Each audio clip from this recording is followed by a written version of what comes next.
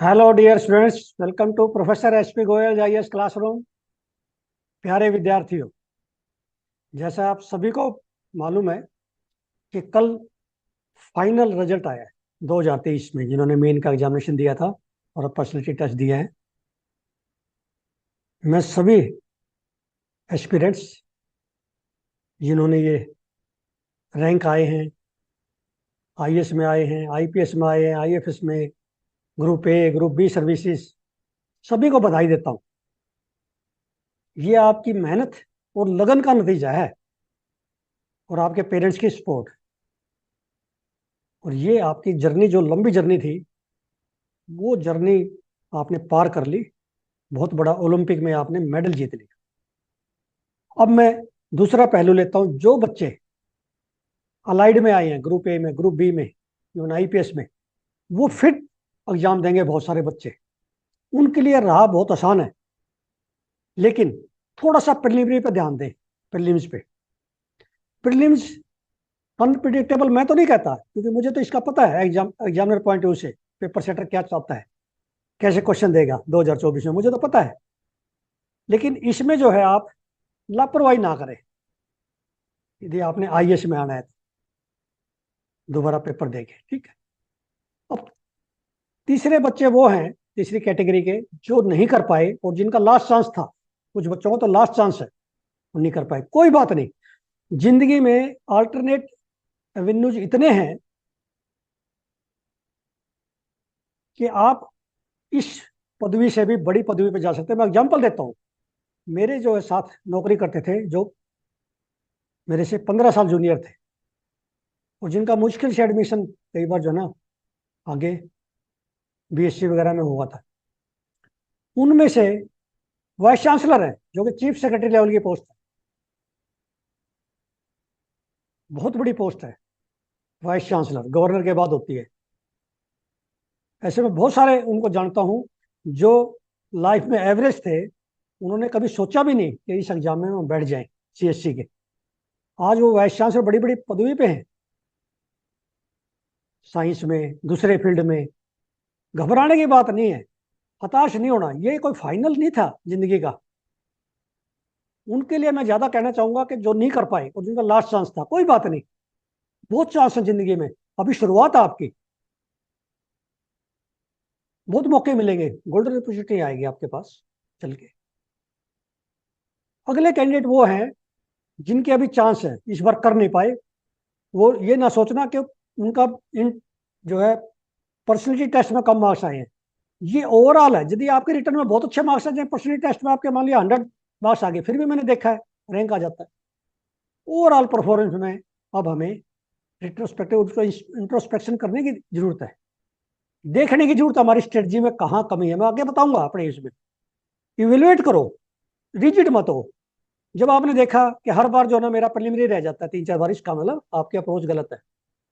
आप ये देखा कि मेन में तो आ जाता हूँ, लेकिन पर्सनैलिटी टेस्ट में आके रह जाता हूँ, इसका मतलब एक बार उसको रिव्यू करो, रिविजिट करो, ठीक हो जाएगा। वो आपने देखा कुछ बच्चों में इसमें लिखा है कि आईपीएस के बच्चे बहुत आए, क्योंकि उनका पहले नोट्स तैयार थे उनके पास, उनको समय कम मिले आपसे, जो रेगुलर बच्चे हैं। लेकिन ये, और एक ये भी नहीं है कि वो आईपीएस में आगे, जो फर्स्ट चांस में है, मैं आगे एग्जांपल भी दूंगा। फर्स्ट चांस में पहली बार रैंक आना, वो आईपीएस से भी पहले आ गया, उसका एक्सपीरियंस ही नहीं था। ये भी नहीं कह सकते। कुछ कैंडिडेट ने बताया जिस जो है पहले जो आए हुए थे वो ज्यादा आगे, फिर उनका तो क्या है कि तैयारी है उनकी, नोट्स बने हुए हैं, उन्होंने रिवाइज करना है सिर्फ। ये नहीं है कि वो आपसे सुपीरियर हो गए। हो सकता है फर्स्ट पोजीशन आएगी, वो आईपीएस में आया, उसकी पोजीशन जो ना 100 आई हो। जो फर्स्ट पोजीशन आई है, हो सकता है वो पहला। 23rd पोजीशन को मैं आगे बताऊंगा, सौरभ शर्मा को। वो 22 साल का स्टूडेंट है, काशी का। उसका इंटरव्यू, मुझे मॉक इंटरव्यू लेने का मौका मिला, मैं आगे डिटेल बताऊंगा। तो वो 22 साल में जो ना आईएएस बन गया। एक कैंडिडेट है, उसका छठा लास्ट चांस था, उसके 60वीं पोजीशन आई, अभिमन्यु मलिक की। लास्ट चांस था, उसने बताया मेरा लास्ट है, लेकिन वो दिल्ली सिविल सर्विस में पहले था। तो इस तरह से जो है आपने अपनी स्ट्रेटजी को, अपनी लाइफ को सेट करना है। यू आर द बेस्ट जज। अब अगली बात पे मैं आता हूं जो मेरे लिए बहुत मुख्य है। अब रोजाना न्यूज़पेपर में अब जो है इनके पिक्चर, फोटो छप रहे हैं। आपने उससे स्वे नहीं होना। देखिए मेरा जो एक्सपीरियंस है वो 42 साल का है, और मैं अपनी क्लास में करीब करीब जो है फर्स्ट या सेकंड पोजीशन पर आया हूँ, बीएससी एमएससी पीएचडी। और ऑल इंडिया लेवल पे मेरा जो है सीनियर रिसर्च फेलोशिप पीएचडी में नंबर 1 था इंडिया में। और भारतवर्ष में मुझे आउटस्टैंडिंग साइंटिस्ट का अवार्ड भी मिला 2007-8 में आईसीआर से। ये मैं इसलिए बता रहा हूँ कि जो आईएएस नहीं कर पाते उनका भी स्कोप है।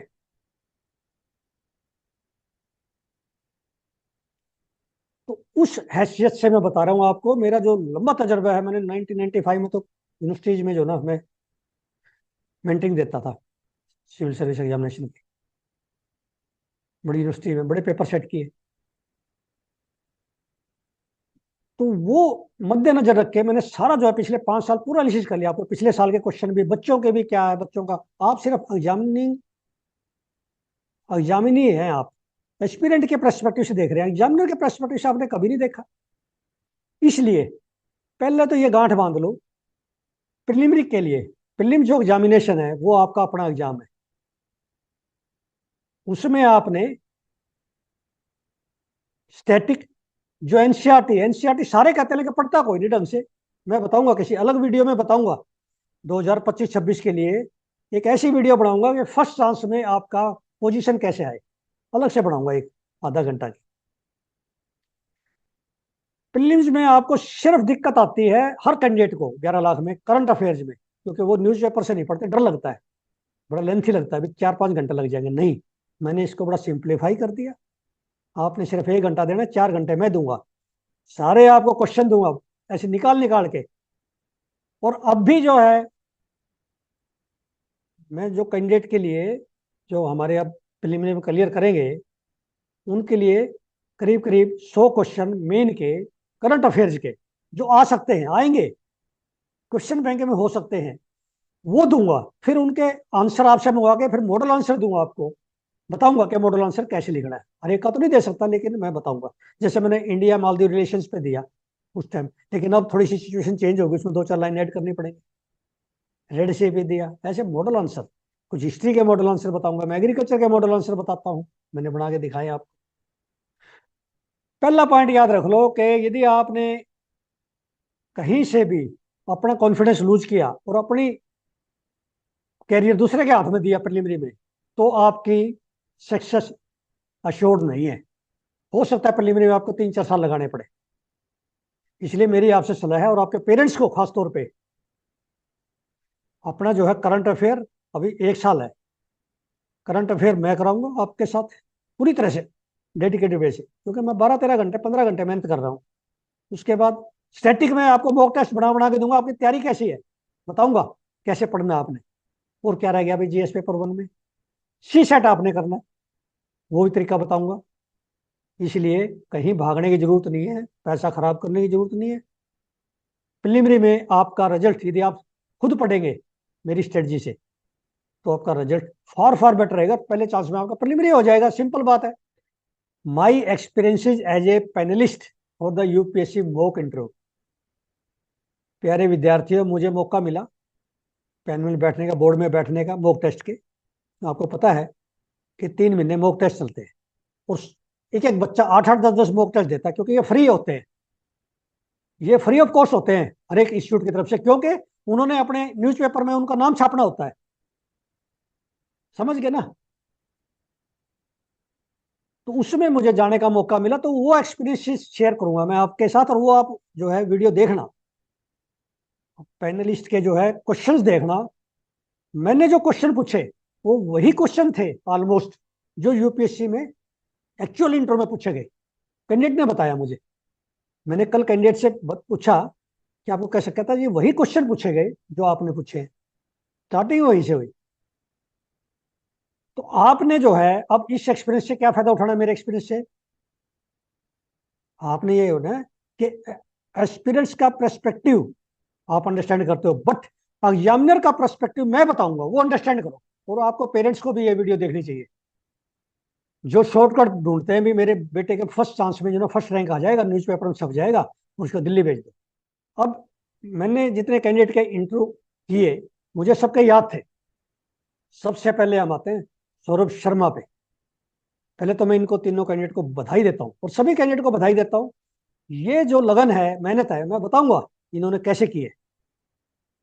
ये सौरभ शर्मा, ये जब मैं इसका मॉक इंटरव्यू लिया, उसके बाद मैं आया तो इसका नाम भूल गया था मैं। जब मैं कल उसमें देखने लग गया, अभी फर्स्ट 5 में तो इसका नाम ही नहीं है। मैंने ये डिक्लेयर किया था इंटरव्यू के बाद, मॉक टेस्ट के बाद, मॉक इंटरव्यू के बाद, इस कैंडिडेट का हो सकता है ये फर्स्ट आ जाए, ये फर्स्ट 5 में आएगा।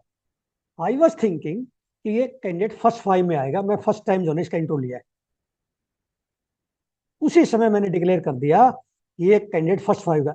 अब मैं इससे रिलेट करता हूँ अपना, जो मैंने जो है मेरे पास 150-200 स्टूडेंट का ग्रुप है, उसमें एक स्टूडेंट में अभी 1 साल पहले बता दिया मैंने, 2 साल पहले कि एक स्टूडेंट जो है उसका फर्स्ट 5 में जरूर आए। He is not less than Saurabh Sharma. उसका नाम तो नहीं बताता, लेकिन 4-5 कैंडिडेट ऐसे हैं इसमें जिनकी अच्छी पोजीशन आएगी आईएएस में, उनको पता नहीं है, उनको कॉन्फिडेंस लूज कर जाते हैं। और बहुत सारे इसमें ऐसे हैं, मेजोरिटी कैंडिडेट, जो कि प्रिलिमिनरी क्लियर कर जाएंगे, प्रोवाइडेड थोड़ा सा सी सेट में जो ना ध्यान दे लें, और स्टेटिक में करंट उनका इतना स्ट्रांग हो चुका है कि वो जो है, उनका जो कॉन्फिडेंस लेवल है वो अव्वल दर्जे का है इंडिया में 11 लाख कैंडिडेट। अब हम सौरभ शर्मा पे आते हैं। इसका आप इंटरव्यू देखना, जो पैनलिस्ट ने ना, खास करके डॉक्टर हरदीप सिंह। और मैंने जो क्वेश्चन पूछे हैं, वो मैंने ये सोच के पूछे क्वेश्चन हमने कि इसके क्वेश्चन रिपीट हो जाए यूपीएससी के वहां जाके, जब धौलपुर हाउस में जाएंगे ना, यूपीएससी हॉल में, इंटर बोर्ड के सामने, कि सेम क्वेश्चन पूछे जाए। इनकी मेरे पास जो है पूरी डिटेल थी, ठीक है ना। और वो जो है उससे मैंने इनका तैयार किया कि क्या क्वेश्चन पूछे इनसे जा सकते हैं। मैंने एक हफ्ते इसकी तैयारी की जाने से पहले, कि इनको फायदा होना चाहिए हमारे इस मॉक इंटरव्यू से। तो सौरभ शर्मा का जो है खास बात ये थी, एक तो इसने खैर ऑनलाइन इंटरव्यू दिया था, ऑनलाइन पर्सनल टेस्ट में अपेयर हुआ था ये। इसकी खास बात ये थी, इस कैंडिडेट में एक तो डर, फियर नहीं था, और बड़ी क्लैरिटी थी आवाज में, कम्युनिकेशन जो है ये सुनता था क्वेश्चन को, आंसर देने, और आंसर देने से पहले ये जो है 10-15 सेकंड सोचता था उस पर, एकदम से नहीं टूट के पड़ता था ये। और बड़ा सिस्टमेटिक आंसर देता था पॉइंट वाइज, कि एक पॉइंट सर ये हो सकता है, सेकंड ये है, थर्ड ये है। अब सौरभ शर्मा की बात करें, मैंने सबसे पहले क्वेश्चन इनसे पूछा, व्हाट इज ग्राम सभा, have you heard gram sabha? He said yes. Then I asked whether it is a constitutional body और ए स्टैच्यूटरी बॉडी। कहता sir this I can not categorise. He was not knowing, no problem. Then he again answered his question. जो मैंने question पूछा था उसका answer अगली line में दे दिया, sir it is in 73rd amendment of the constitution. मैंने इसको ईज करने के लिए, थोड़ा सा इजी हो जाए, क्योंकि पहला क्वेश्चन ये बता नहीं पाया, और इजी हो जाए, तो मैंने कहा कि आप आंसर खुद दे रहे हैं, 73rd अमेंडमेंट में कॉन्स्टिट्यूशन में है, तो it is a constitutional body. फिर मैंने इनसे पूछा, what is the difference between state election commission and election commission of India? Very good answer he gave.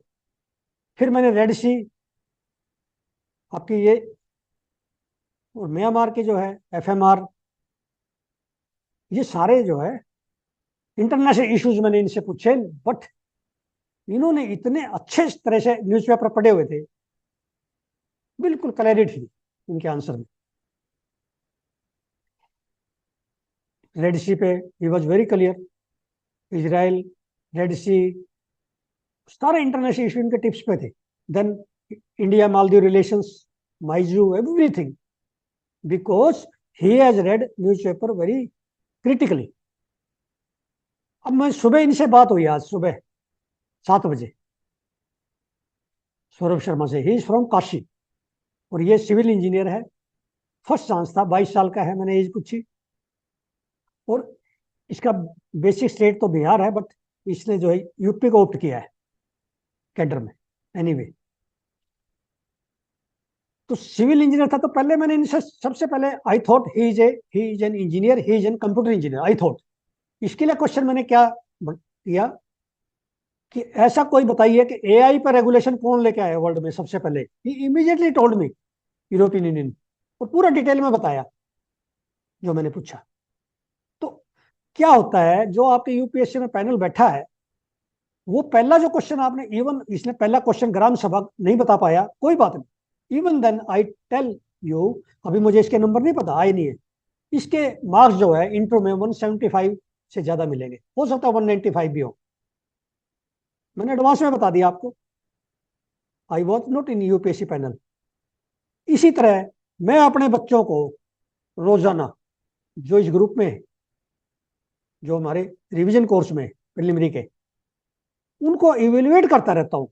और मैं जो है प्रिलिमिनरी के बाद इनके साथ मिलके पार्टनरशिप में ऐसा काम करूंगा कि इनको दूसरा चांस लेना ना पड़े, या लेना पड़े तो आईपीएस में आ जाए, ग्रुप ए में आ जाए।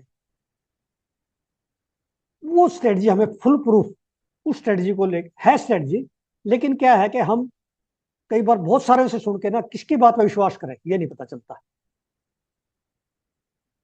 तो ये जो है सौरभ शर्मा,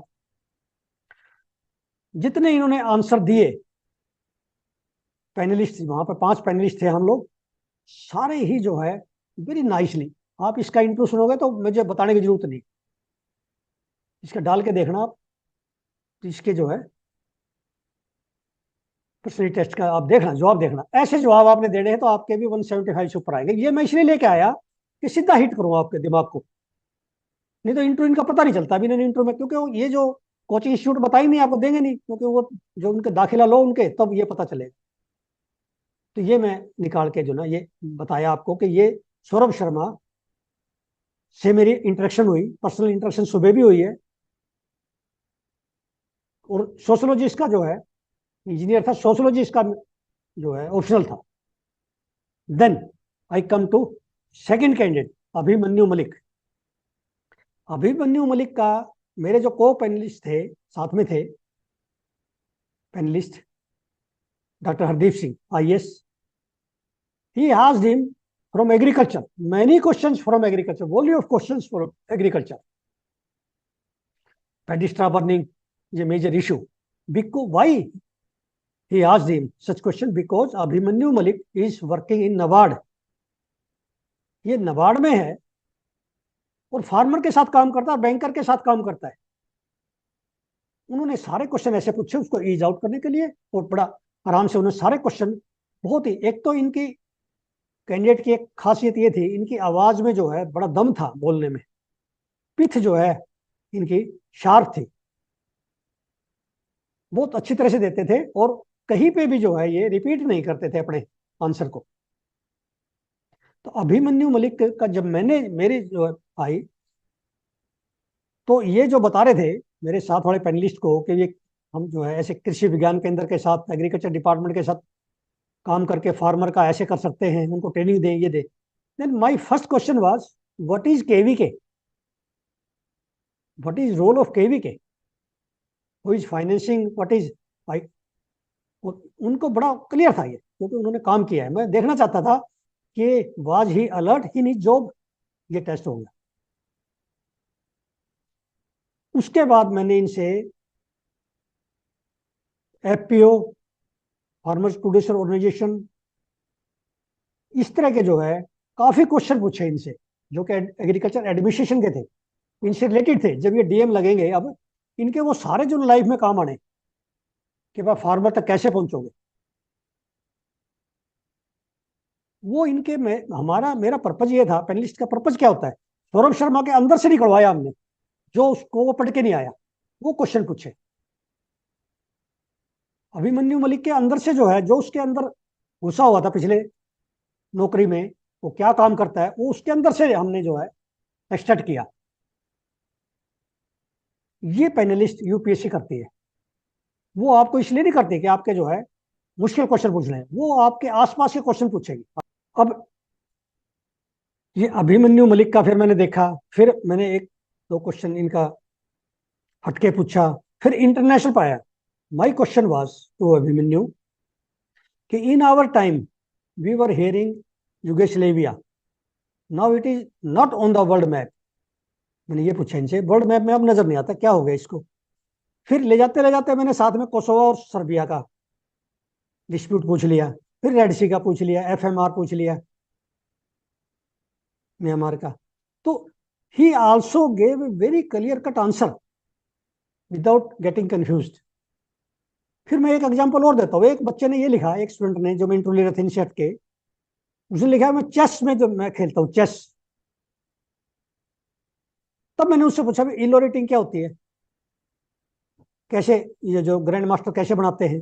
उनके उसी से जो ना, जो डेफ है, डेफ इज वेरी इंपॉर्टेंट इसमें.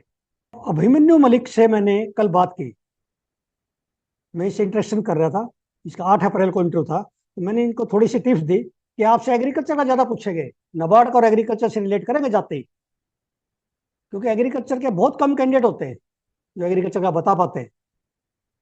तो इसने मुझे बताया कि सर कल बड़ा ही जो स्टार्टलिंग इसका था कि जितने मेरे से क्वेश्चन पूछे ज्यादातर वो नाबार्ड से रिलेटेड और एग्रीकल्चर से रिलेटेड ही पूछे, और इंटरनेशनल इश्यूज जो आपने पूछे उसी पैटर्न में पूछे. दो क्वेश्चन वर डिफरेंट. तो ये होता है इनका फायदा. अब आप ये देखिए, यूपीएससी में पैनलिस्ट होते हैं, जो बोर्ड होता है, वो नए जो टॉपर होते हैं उनको क्यों नहीं बिठाते, आईएएस के जो टॉपर है, क्योंकि उनका एक्सपीरियंस नहीं होता, उनको नहीं पता होता अभी क्या पूछना है. एक्सपीरियंस होता है, कोई लेफ्टिनेंट जनरल होता है, कोई वाइस चांसलर होता है, कोई इसरो का डायरेक्टर होता है, ऐसे लोग बैठते हैं वहां, रिनाउंड पीपल. तो आईसीआर का जो है रिनाउंड साइंटिस्ट. तो ये जो है मैं बताना चाह रहा हूं, जो मेरे एक्सपीरियंस से आप जो सीखो. मैं जो रेट करता हूं कि जो पेपर सेटर है, आप मान सकते हैं यदि आपको विश्वास हो कि उसका लेवल, पेपर सेटर उनका लेवल और मेरा लेवल ऑलमोस्ट बराबर है. तो मैं भी उतना ही मेहनत करता हूँ, क्वेश्चन फ्रेम करता हूँ जब रोजाना ना. मेन के और प्रीलिमिनरी के जो मेरे क्वेश्चन है आप देखना, वो किसी मैगजीन में नहीं मिलेंगे एक भी क्वेश्चन मेरा. कितनी स्टैंडर्ड मैगजीन है. मेरे जो एमसीक्यू बनाता हूं मैं रोजाना 4-5 घंटे लगा के, 15-20 देता हूँ बच्चों को पीडीएफ. वो क्वेश्चन होते हैं जो बच्चे मिस कर जाते हैं, और वो एग्जामिनर के माइंड में होते हैं. क्योंकि मैं जो भी काम करता हूँ एग्जामिनर पर्सपेक्टिव से करता हूँ. जब आपका पर्सपेक्टिव बदल जाएगा ना कि एग्जामिनर क्या चाहता है, कैसे आंसर चाहता है, तब आपका फर्स्ट पोजीशन आएगी. अब ये हम चलते हैं शिविका पे. She is from Punjab. My first question from her was, while coming from Punjab to Delhi, which crop you have seen? Have you seen any crop? Said, yes, sir. Which crop? She said, wheat crop and oilseed crop. Which oilseed? Then she could not answer that. Anyway, but wheat crop. Okay. Then she told me, okay, I came from Shatabdi. I could not see many crops at that time. Okay. Okay. Then I asked her many questions from international and national issues, particularly from Punjab. My question was that, is Punjab agriculture is climate resilient? She could not understand that question very well. Then she asked again, sir, I could not understand. Then I repeated my question, is Punjab agriculture is climate resilient? She said, yes, to some extent. No, this was the wrong answer. Punjab agriculture at this time is totally non-climate resilient. Climate non-resilient. It is climate non-resilient है ये. climate resilient है क्यों? Because paddy wheat rotation है, power free है, बिजली free है, underground water निकाले जा रहे हैं, वो डार्क जोन में चला गया क्यों? एमएसपी है.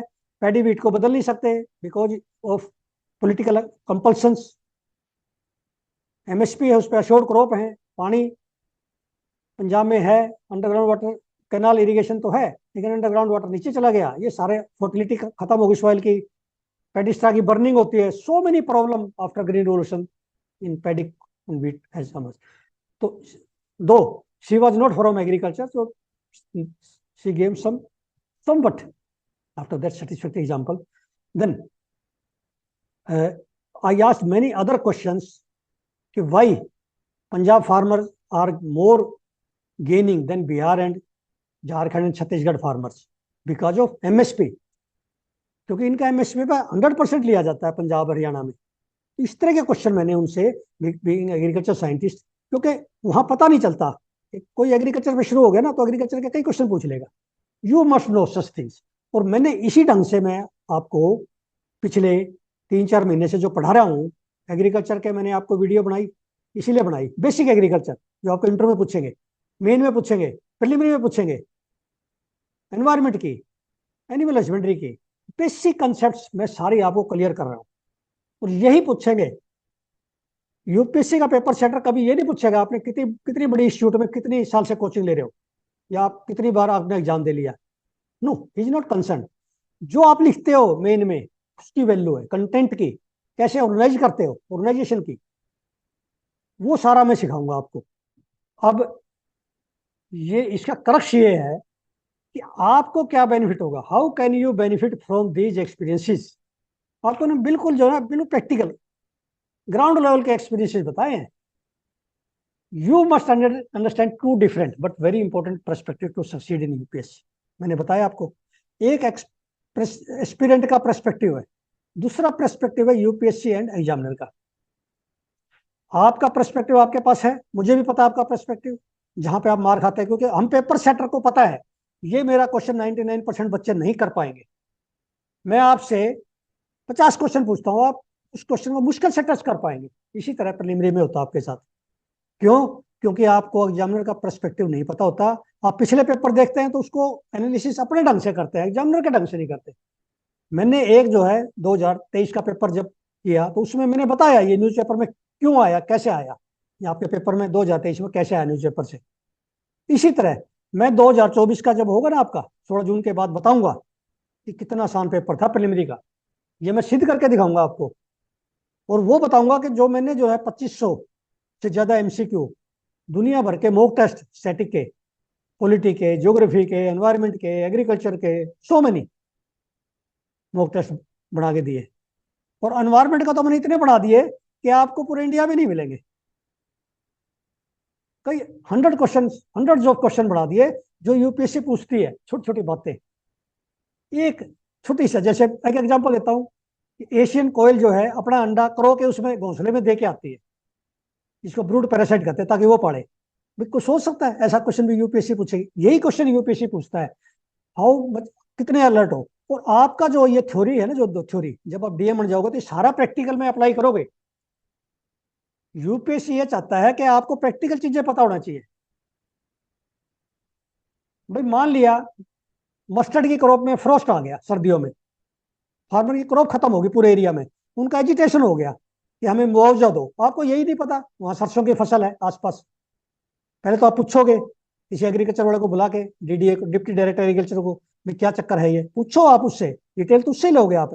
बट बेसिक्स आपको पता होना चाहिए कि ये भी इस एरिया की क्रॉप्स हैं। इसलिए एग्जामिनर आपसे ये चीजें पूछता है। मान लिया पंजाब का जो है कैंडिडेट झारखंड में लग जाए तो उसको झारखंड पूरे इंडिया का इसलिए पूछते हैं कि झारखंड की ज्योग्राफी आपको बेसिक, वहाँ की रिवर्स, उनके माउंटेन्स, उनकी क्रॉप्स, उनकी आदिवासियों की प्रॉब्लम, वो सारी आपके अभी पता होनी चाहिए। और मैं जो आपको पढ़ाता हूँ वो पढ़ाता हूँ जो मसूरी में भी वही पढ़ाते हैं वो टीचर्स, एक अच्छा डीएम, एक अच्छा आईएएस बनाने के लिए। आज मैंने जैसे सौरभ शर्मा से बात की, ही वॉज वेरी हैप्पी, जो कॉन्ग्रेचुलेट किया उसका। ये मैंने कहा कि आप जो है चीफ सेक्रेटरी और होम सेक्रेटरी, कैबिनेट सेक्रेटरी तक जाओगे, क्योंकि 22 साल की एज में आईएएस बनना इट मीन्स उस समय तक ज्यादातर रिटायर हो जाता है, उसके बैच के सीनियर हो जाता है वो, और मिलता ही नहीं उनको 22 साल का। कैबिनेट सेक्रेटरी, होम सेक्रेटरी तक आराम से ये लोग पहुंच जाते। तो आपको अब एग्जामिनर का प्रोस्पेक्टिव मैं बताता रहता हूँ आपको हर वीडियो में। मेरी वीडियो देखना आप, हर वीडियो में नई चीज मिलेगी कोई ना कोई, पिछली जितनी वीडियो। और मेरे क्वेश्चन भी सारे अलग हैं। कैंडिडेट कहते हैं जी आपके क्वेश्चन और उनके क्वेश्चन जो मंथली पढ़ते हैं हम, या 365 पढ़ते हैं, उसमें है ही नहीं आपके क्वेश्चन। मेरे क्वेश्चन तो वो है, कोई आधार कार्ड से पूछ लिया मैंने, मैंने ये पूछ लिया कि भाई ये जो है कौन सा नेशनल हाईवे निकल रहा है इस नेशनल पार्क में, ये इसमें से कौन सी रिवर इसको डिवाइड करती है। मैंने ये पूछ लिया नाम दप्पा नेशनल पार्क है वो, अरुणाचल प्रदेश और म्यांमार के बॉर्डर को वो करता है, बॉर्डर पे है। मैं ऐसे क्वेश्चन निकाल के लाता हूं जो कि आम कैंडिडेट, अलर्ट कैंडिडेट निकाल सकता है। वो आम कैंडिडेट, अलर्ट कैंडिडेट के भी कई बार वो स्किप हो जाते हैं, क्योंकि वो 4 घंटे अखबार नहीं पढ़ सकता, उसको पढ़ने भी नहीं चाहिए। अब इसलिए मैं इस फील्ड में आया कि मैं 4 घंटे अखबार पढ़ के आपको 1 घंटे पे ला दूंगा। मेरे साथ न्यूज़पेपर पढ़ोगे, आपके प्रिलिमिनरी में पास हो जाएगा कंफर्टेबली, 110 प्लस आ जाएंगे। मेन में आपके 20-20 नंबर मेरी तरफ से लगा के चलो, करंट अफेयर में तीनों पेपर में, और ऐसे में कम से कम 50 नंबर बढ़ेंगे मेरी वजह से आपके। क्योंकि मैं न्यूज़पेपर को आपको, जो जो जीरो से शुरू करेगा ना न्यूज़पेपर मेरे साथ, जिन्होंने जीरो से स्टार्ट किया था, जो बिल्कुल नहीं पढ़ते थे, वो अब पढ़ते हैं मेरे साथ रोजाना, क्वेश्चन निकालने आ गए उनको। अब मुझे भेजते हैं कि सर आज आप एक क्वेश्चन छोड़ गई है, इसका मतलब दे आर वेरी अलर्ट। मैं आपको सिखाऊंगा, और उससे क्या फायदा होगा, आपके सारे पैसेज जो आते हैं ना, पैसेज सी सेट में, वो सारे ठीक हो जाएंगे, न्यूज़पेपर पढ़ने लग जाओगे आप। तो 60 नंबर तो आप ये मान के चलो कि आपके 3 पेपर में, GS 2 में, मेन में वो बढ़ेंगे कम से कम, बता रहा हूँ। मुझे तो पता है आपका 2025 का रिजल्ट, मुझे पता है आपका क्या आएगा यदि इस तरह से पढ़ोगे। मैं पहले एडवांस में बता दूंगा आपको, प्रिलिमिनरी के बाद ही बता दूंगा भी आप ऐसे स्टडी करोगे तो आपके ये आ जाएंगे। उसके बाद आपके एसए में 50 नंबर बढ़े, मान लो 125 नंबर बढ़ गए, तो आप तो वैसे टॉप कर गए। इसलिए जो है, अपने रीओरिएंट करो, सोचो, अपनी स्ट्रेटजी को देखिए। जो 3 बार प्रिलिमिनरी हुआ तो क्यों नहीं हुआ भाई, 2 लाख रुपए भी दे दिए फीस, फिर भी नहीं हुआ, नहीं होगा, चौथी बार भी नहीं होगा यदि स्ट्रेटजी नहीं बदलोगे तो। जो एक्सपेरिमेंट आप कर चुके हो, उस एक्सपेरिमेंट को क्यों दोहराते हो, एक बार फेल हो गया आप प्रिलिमिनरी में, उसी को क्यों दोहरा रहे हो आप, बदल लो। अब ये इंपॉर्टेंट है, मैं हमेशा अपनी वीडियो में बताता हूँ भाई, how to match the wavelength with the examiner. मेरे से कैंडिडेट कल बात कर रहा था, उस स्पिरिट का जिसका मैं बता रहा हूँ फर्स्ट 5 में आ सकता है, वो नेक्स्ट आएगा 2025 में। वो कैंडिडेट मेरे से पूछ रहा है कि सर जो आप क्वेश्चन हमें बता रहे हैं ना, मैं ये सोचता था मेरे पास एवरीथिंग इज देयर, उसको 99% चीजें आती हैं, कोई ऐसी चीज नहीं नजर आती। लेकिन मैंने उससे मॉडर्न इंडिया से क्वेश्चन पूछे, मैंने क्वेश्चन पूछे एग्जामिनर पॉइंट ऑफ व्यू से सारे, एंड ही वाज सरप्राइज्ड कि सर इसका मतलब जो है, ये मैं जो है आपके साथ एक बार डिस्कस करूंगा 2-3 घंटे, और आपके नोट्स लूंगा। मैंने कहा मैं आपको नोट्स दूंगा, मैं उन नोट्स में से आप 2-3 घंटे पढ़ लेना, आपके 100% हिस्ट्री के क्वेश्चन ठीक हो जाएंगे, ऐसे आपके एनवायरमेंट के हो जाएंगे। और मैंने सारे जो मॉक टेस्ट उन्होंने, उसने ऑलमोस्ट उसके जो है 150 में से क्वेश्चन में से 135 ठीक होते हैं उन्होंने एवरेज। और ये रेयर होता है कोई बच्चा यूपीएससी में जिसके 150 में से 135 ठीक हो जाए। वो कहीं पे भी दे के आता है, इंस्टीट्यूट में ऐसे ठीक होते हैं उसके 80% से ज्यादा। लेकिन मैंने जो उसको इतने डिफिकल्ट क्वेश्चन दिए न्यूज़पेपर में से, उसमें भी वो 135 ठीक करेगा, तो आप उसका अंदाजा लगा सकते हैं। ऐसे ही आप जो स्टडी करो, वो एग्जामिनर की तरह से स्टडी करता है, कि एग्जामिनर है, जो वेवलेंथ एग्जामिनर से मिली हुई है, उसका रोजाना जो है वो कोई ना कोई क्वेरी मेरे से पूछता है, डेली उसका फोन पे डिस्कस करता है, वो कम से कम आधा घंटा, 10 मिनट, 15 मिनट रोजाना करता है कि सर ये कॉन्सेप्ट समझ नहीं आई, इसमें कंफ्यूजन है, स्पीकर की पावर में कंफ्यूजन आ गई, मनी बिल और फाइनेंशियल बिल में प्रॉब्लम आ रही है मुझे। ऐसे जो है आप एक ग्रुप बनाइए, 2-3 बच्चों को, उसमें डिस्कस कीजिए। तो नहीं है कोई दिक्कत है तो मैं बैठा हूं, आप मेरे ग्रुप में जो है आके, और जो प्रॉब्लम है आपका ऐसे भी चेक करूंगा, बता दूंगा मैं इतने मार्क्स आएंगे, आपके क्वेश्चन चेक करके मैं बता दूंगा। देखिए मैं एक एग्जांपल देता हूं। एक स्टूडेंट ने मेरे को भेजा मॉडर्न इंडिया के, उसमें एक क्वेश्चन वो चेक करके आया था किसी कोचिंग इंस्टीट्यूट से, मैं उसका नाम नहीं लेना चाहता। वो क्वेश्चन था, क्या मॉडरेट ने, ऐसा कहते हैं कि मॉडरेट फेल हो गए, बट फेल नहीं हुए, क्या मॉडरेट ने उनके लिए जो है पाथ बना दिया एक्सट्रीमिस्ट के लिए?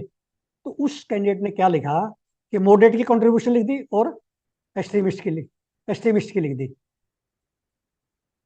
बट उस क्वेश्चन में मुश्किल से 1 नंबर आएगा, क्योंकि वो क्वेश्चन ही आपने आंसर ही गलत लिखा है, आपने क्वेश्चन ही नहीं पढ़ा। क्वेश्चन ये था कि क्या उसने ऐसा क्या किया कि वो एक्सट्रीमिस्ट का राइज हुआ,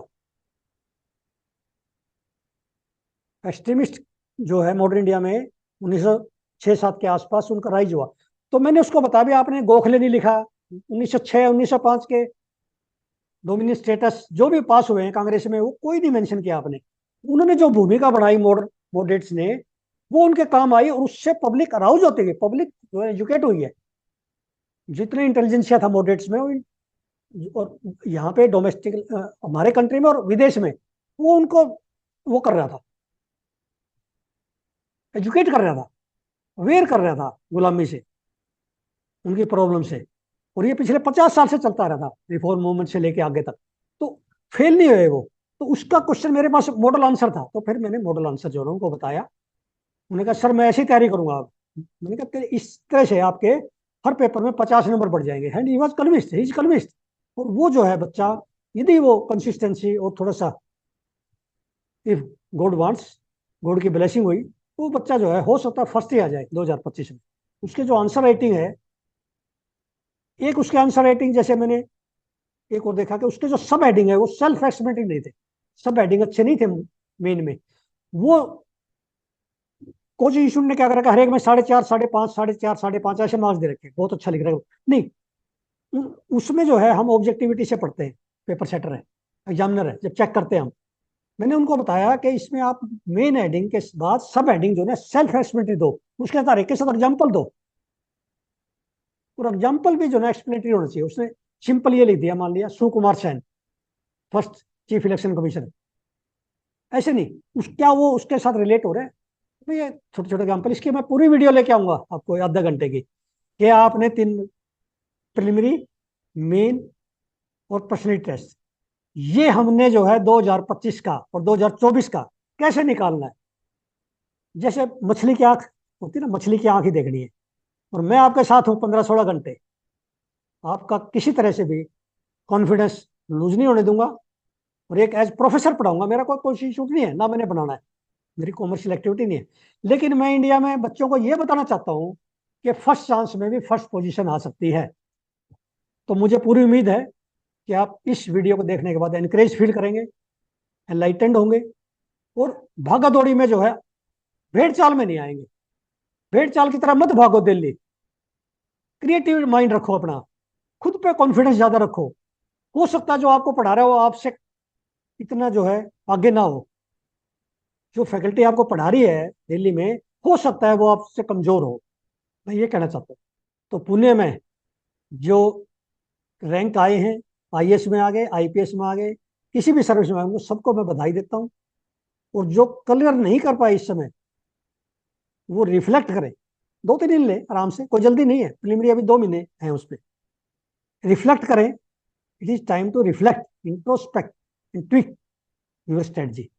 इमीडिएटली जो है स्ट्रेटजी को चेंज कर, डायनेमिज्म होनी चाहिए आप में, और मैं आपका हेल्प करूंगा, बिल्कुल तन मन धन से हेल्प कर रहा हूं मैं बच्चों की, ये नहीं है।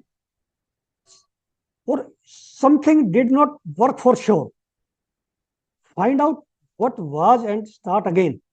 भाई ये क्यों हुआ, व्हाट इट वाज, ये कैसे क्यों हुआ, with complete clarity of thought and goals. आपका गोल बिल्कुल क्लियर है, थॉट्स भी क्लियर होने चाहिए, बदल लो। इस चीज से मत जाओ, भी टॉपर ने तो ये कहा था कि भी आपने अखबार में इतना समय खराब हो जाएगा, टॉपर ने कहा था। उसकी अपनी स्ट्रेटजी हो सकती है, हो सकता है उससे ज्यादा मार्क्स आ जाए अगले साल आपके, जो टॉपर आपको बता रहा है उससे भी ज्यादा आ जाए, उससे 10 नंबर ज्यादा आ जाए, आप टॉप कर जाओ। ये किसी को नहीं पता आज, सब बच्चे ये डरते हैं, और कॉन्फिडेंस बीच बीच में सारे लूज करते रहते हैं। और मैंने तो जो ना बड़ा नजदीक से देखा है इसमें, इंटरव्यू बोर्ड में, पैनल में, कि बच्चे उस समय आप सारे का इस समय सिर्फ स्ट्रेटजी का फर्क है लिखने का और तैयारी करने का, प्रिलिमिनरी की तैयारी का आप कैसे कर रहे हैं। जैसे अब बच्चों का जितना कॉन्फिडेंस मेरे साथ आया, शायद इंडिया के किसी बच्चे को नहीं। तो बने रहे आप, और हिम्मत ना हारे। जो नहीं कर पाए वो ये ना सोचे ये मेरा जो है लास्ट चांस था, नहीं। जब जागो जब भी सवेरा, कहते ना, जब जागो तभी सवेरा। Thank you very much.